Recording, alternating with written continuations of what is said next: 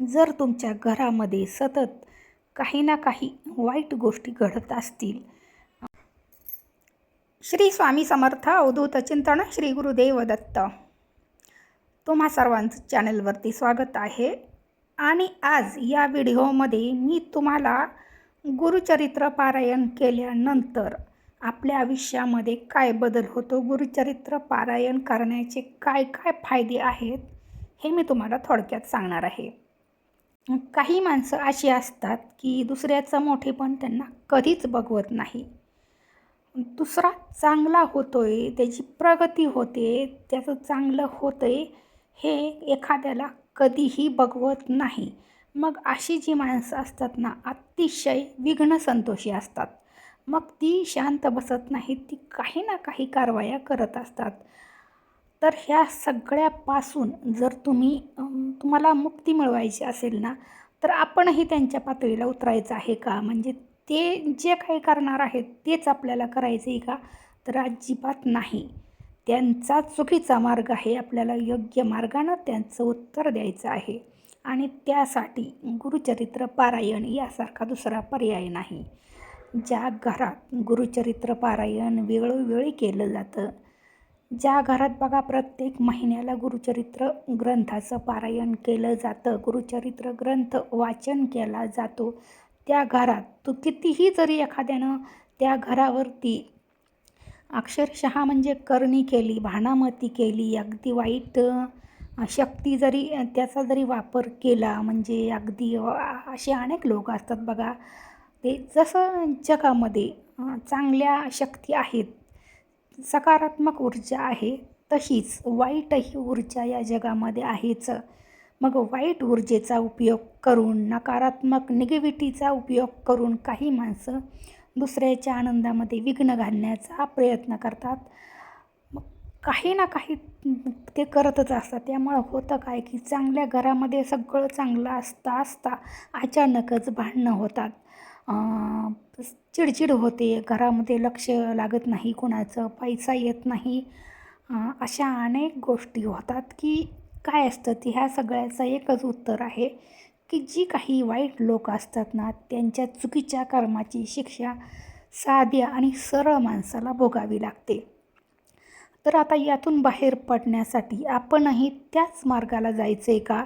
तर अजिबात नाही. आपण त्या मार्गाला जायचं नाही. आपल्याला सरळ मार्गानं, योग्य मार्गानं, अतिशय चांगल्या मार्गानं त्यांना या प्रश्नाचं उत्तर द्यायचं आहे. मुळात आपल्याला काहीही करण्याची गरजच पडणार नाही, कारण जे काही करायचं आहे तो आपला देवच करणार आहे. आपल्याला काहीही करायची गरज पडणार नाही. आपण फक्त मनापासून एक गोष्ट करायची, ते म्हणजे आपल्या गुरूंचं नामस्मरण करायचं. बघा, दत्त महाराजांचाच एक अवतार म्हणजे श्री स्वामी समर्थ यांची जे सेवा करतात, यांची भक्ती करतात ना, त्यांच्यावरती अशी कितीही लोकांनी काहीही जरी केलं ना, तरी त्याचा फरक पडत नाही. त्यामुळं आपण चांगल्या मार्गानं म्हणजेच आपण गुरुचरित्र पारायण करू शकतो. जर आपण प्रत्येक महिन्याला घरामध्ये गुरुचरित्र पारायण करण्याचं ठरवलं, ज्या घरात सतत गुरुचरित्र ग्रंथाचं वाचन होतं आहे, गुरुचरित्र ग्रंथासारख्या पवित्र ग्रंथाचं वाचन होतं आहे, त्या घरात कितीही लोकांनी काहीही करू द्या, थोडे दिवस त्यांना यश येईलही कदाचित, पण शेवट अतिशय वाईट त्यांचा होतो. त्यामुळं कसं आहे की चांगल्या मार्गानं मिळालेलं यश हे दीर्घकाळ टिकत असतं. वाईट मार्गानं मिळालेलं कधीच टिकत नाही. हे त्या लोकांना आज जरी माहीत नसलं तरी एक दिवस ते नक्कीच माहीत होईल. मग त्यासाठी आपण फक्त एकच गोष्ट करायची की आपण परमेश्वराचं नामस्मरण करायचं. गुरुचरित्र पारायणासारखा ग्रंथ जर आपण ग्रंथाचं पारायण केलं तर करणी, भानामती, पिशाच, भूत, बाधा, वाईट शक्ती, सगळ्या वाईट शक्तीमधून नक्की सुटका होते. बघा की अशी कितीतरी उदाहरणं आहेत की जिथं ज्या घरावरती करणी केलेली असते, भानामती केलेली असते, त्या घरावरती कधीही म्हणजे अशी एक वाईट शक्ती वावरत असते. पण त्या घरात जर सतत गुरुचरित्र ग्रंथाचं, पवित्र ग्रंथाचं जर वाचन झालं तर अगदी म्हणजे सगळी परिस्थिती पूर्णपणे बदलून जाते आणि ही ताकद आहे गुरुचरित्र ग्रंथामध्ये. त्यासाठी आपल्याला गुरुचरित्र ग्रंथाचं पारायण करायचं आहे. तर हा आहे पहिला फायदा. गुरुचरित्र पारायणाचा हा पहिला फायदा आहे की वाईट शक्ती, कितीही लोकांनी आपलं वाईट करण्याचा कितीही प्रयत्न केला तरी त्यांना यश मिळत नाही. सगळ्या चांगल्या गोष्टी घडतात आणि वाईट शक्ती कधीही अशा घरामध्ये टिकत नाही. ही आहे त्या गुरुचरित्र ग्रंथाची ताकद. बरं, दुसरा एक असा फायदा आहे की जर आपल्या घरावरती पितृदोष असेल तर तो पितृदोष सुद्धा नाहीसा होतो. कितीही मोठा तुम्हाला पितृदोष असू द्या. बघा, अनेक वेळा काय होतं की पितृदोषासाठी माणसं जर अगदी खूप त्रास असेल, पितृदोषाचा घरामध्ये होत असेल तर माणसं मोठ्या ज्योतिषाकडे जातात.